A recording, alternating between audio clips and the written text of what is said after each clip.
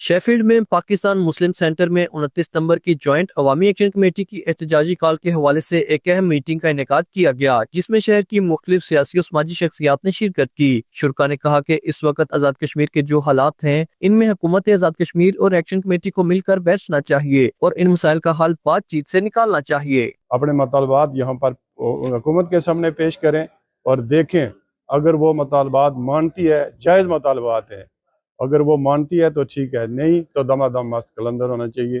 क्योंकि जब तक हम अपने हकूक़ के लिए लड़ेंगे नहीं, तब तक हमें अपने हकूक़ मिलेंगे नहीं। जहाँ तक बात है 29 की, तो ये एक क्योंकि कौमी मसला है, अवाम के लिए है, तो इसके बारे में मेरा ख्याल तो ये है कि हमें मिल जुल कर तमाम सियासी जमातें जो यहाँ कश्मीर की हैं, गवर्नमेंट है, अपोजिशन में जो लोग बैठे हुए हैं और जो एक्शन कमेटी के लोग हैं, वो सब मिलकर अवाम के मसाइल हल करने के लिए इत्तेहाद से रहें, तो मेरा ख्याल है कि वो सबसे अच्छा होगा।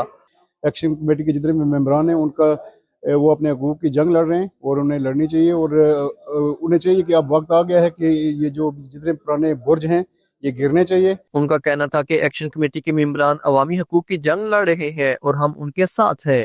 एंड ऑफ डे टेबल पर बैठना पड़ेगा और बातचीत के जरिए ये मसला हल करना चाहिए और जो जायज़ मुतालबात हैं एक्शन कमेटी के, वो हल करने चाहिए, हर सूरत में हल करनी चाहिए। इसी में हमारी बेहतरी है। एक्शन कमेटी भी जो डिमांड कर रही है वो अपनी ज़ात के लिए नहीं कर रही है, वो आज़ाद कश्मीर की अवाम के लिए कर रही है।